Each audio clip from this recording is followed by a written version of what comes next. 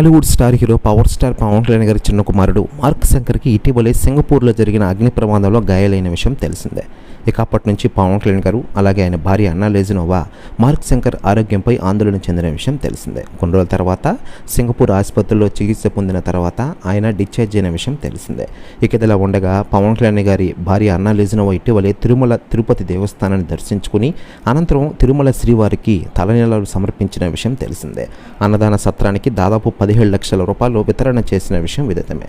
దీంతో అన్నా లెజినోవాపై చాలామంది స్పందించారు. తాజాగా సురేఖ కొణిదెల గారు కొన్ని వ్యాఖ్యలు చేశారట. ఆమె మాట్లాడుతూ, నా బిడ్డ మార్క్ శంకర్ ఆరోగ్యం ఈరోజు బాగా కుదుటపడింది. ఆ స్వామి దయ వల్ల ఈరోజు మేమంతా ఆనందంగా ఉన్నాం. అన్నా లెజినోవా తిరుమలకు వెళ్ళి మొక్కుని చెల్లించుకున్నారు. బిడ్డ మీద అమ్మకున్న ప్రేమ అదే అంటూ సంచలన వ్యాఖ్యలు చేశారట సురేఖ గారు. ప్రతి వ్యాఖ్యలు వైరల్ అవుతున్నాయి టోటల్ తెలుగు ఇండస్ట్రీలో. మరోవైపు పవన్ కళ్యాణ్ గారి విషయానికి వస్తే ప్రస్తుతం ఆంధ్రప్రదేశ్ రాష్ట్ర ఉప ముఖ్యమంత్రి హోదాలో రాణిస్తున్న విషయం విదితమే. తన చిన్న కొడుకు మార్క్ శంకర్కి సింగపూర్లో గాయమైన టైంలో పవన్ కళ్యాణ్ గారు అల్లూరి సీతారామరాజు పర్యటన విషయం తెలిసిందే. ఆ పర్యటన ముగించుకుని తర్వాత హైదరాబాద్ చేరుకుని సింగపూర్కి చేరుకున్న విషయం తెలిసిందే. మరోవైపు మార్క్ శంకర్ ప్రమాదంపై ఇప్పటికే సెలబ్రిటీలు చాలామంది స్పందించారు. వేగంగా కోలుకోవాలని ప్రార్థిస్తున్న విషయం విదితమే.